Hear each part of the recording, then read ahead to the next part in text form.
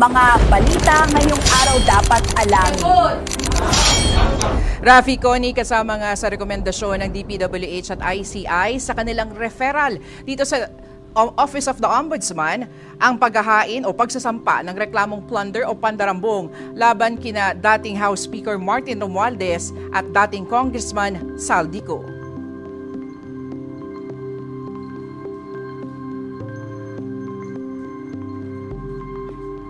Nasa rekomendasyon din ang mga reklamong graft at direct bribery. Kaugnay ito na mahigit 100 bilyong pisong halaga ng mga infrastructure contracts na napunta sa SunWest Incorporated at High Tone Construction, mga kumpanyang konektado kay Ko at sa kanyang pamilya. Kahong-kahong mga kontrata, dokumento, sworn affidavits at maging mga pinanumpaang salaysay. Sa Senate Blue Ribbon Committee ang isinumite ng DPWH at ICI sa Ombudsman. Kasama rito mga kontrata ng SunWest at High Tone sa DPWH mula 2016 hanggang 2025. Kabilang rin sa sinumite ang pinanumpaang testimony o testimonya na nagpakilalang dating security aide ni Ko na si Orly Gutesa. Hindi raw isinama ang mga social media videos ni Ko na nilabas itong nakaraang linggo dahil hindi naman ito napanumpaan. Ayon kay DPWH Secretary Vince Dizon, tanging mga fact o mga bagay na napatotohanan lamang daw ang kanilang ipinasa. Ang mali na raw dito ay naging House Speaker si Martin Romualdez mula 2022 hanggang 2025 at ang napili na Committee of Appropriations Chairman ay si Zaldico. Sa panahon raw na ito nangyari ang mga kontratang isinumite nila. Sabi naman ni ICI Commissioner Rogelio Singson, sa naging pagharap noon ni Congressman Romualdez sa ICI, sinabi raw nito ang assumption of regularity o pinagpalagay daw niyang dumaan sa tamang proseso ang lahat. Narito ang pahayag ni DPWH Secretary Vince Dizon at ICI Commissioner Rogelio Singson. Speaker Martin Romualdez, siya ang naging speaker from 2022 to 2025.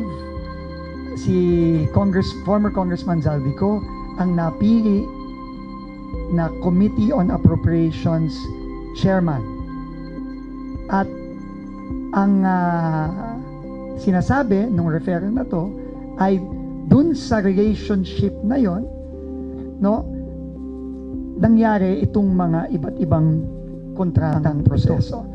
Kasi denial assume regularity, ang parati kong naririnig from all of the witnesses, they assume regularity, hugas kamay sa madalit sabi, no? Hindi pwede yun. May sinumpaan kang oath, tapos hugas kamay.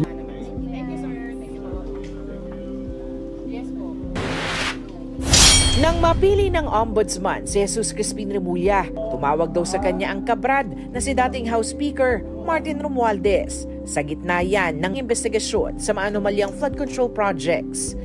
Binunyag ito ni Remulla sa pagtatanong ng kanyang dating propesora, ang ekonomistang si Winnie Monsod, sa isang forum tungkol sa flood control controversy sa UP College of Law, BGC. Martin is a fraternity brother.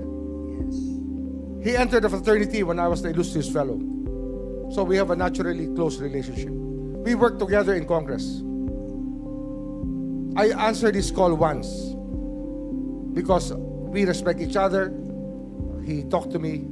That was before I assumed office, but after I was appointed. And after that, I didn't talk to him anymore because I have to think clearly about these cases. Ayon kay Remulla, sinubukan ni Romualdez na ipaliwanag ang kanyang panig at iginiit na wala siyang kinalaman sa mga anomalya. Of course, he was trying to make a case, his case, that had nothing to do with anything. I mean, we just listen. Wala, just, diba? We just follow the evidence. That's it. At so far, sir, kamusta po yung evidence? We're building up something. Dinadawit si Romualdez si dating Congressman Zaldico sa issue ng insertions at kickbacks sa budget. Ayon pa kay Ko, pinagbantaan siya ni Romualdez at sinabihang huwag nang bumalik ng bansa.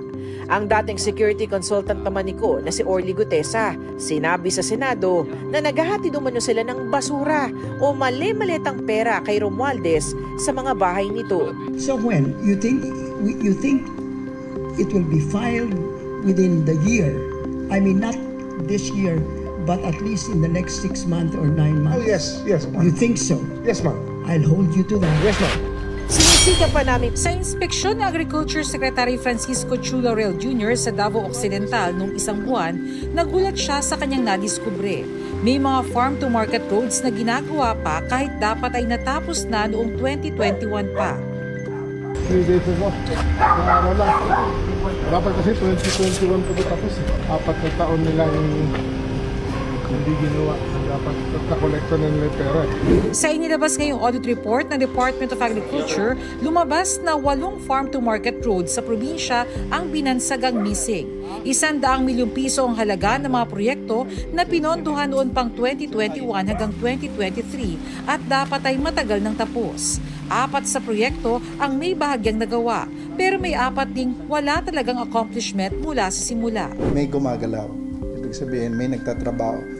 When in fact, these projects were funded 2021, 2023, where the budget is already lapsed. Pilit na hinahabol talaga para hindi makita na may problema. Ang tanong doon, anong pondo ang ginamit? Sinong contractor? The same contractor pa rin ba? So, we don't know.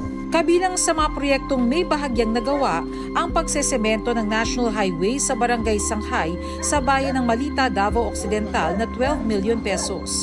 Ang kontraktor nito, kumpanyang pagmamay-ari ng mag-asawang kontratistang sina Curly at Sara Diskaya, ang Great Pacific Builders and General Contractors. Ang 13 million peso na pagsesemento rin sa ilalim ng kontraktor na John Marie Construction Service, 15 million pesos sa ilalim ng Dicem Construction and Supply, at ang 12 million pesos na concreting sa ilalim ng HVC Sagittarius. Ang 4 na proyekto naman na walang nagawa kahit ano, pareho rin ng mga contractors. Ang John Marie Construction Services, Dicem Construction and Supply at HVC Sagittarius. Lahat ng Itinakda sa November 28 ng Appeals Chamber ng International Criminal Court ang paglabas ng desisyon nito sa apela ng kampo ni dating Pangulong Rodrigo Duterte para sa interim release. Base sa anunsyo ng ICC Appeals Chamber, ilalabas nila ang pasya alas 10:30 ng umaga, oras sa The Hague, Netherlands, o alas 5:30 ng hapon dito sa Pilipinas. Malalaman sa desisyong yan kung papaboran ng ICC Appeals Chamber ang apela. Nakasad po doon na matanda at mahina na ang dating Pangulo kaya hindi na dapat siya ikulong habang nililitis ang kanyang kasong Crimes Against Humanity.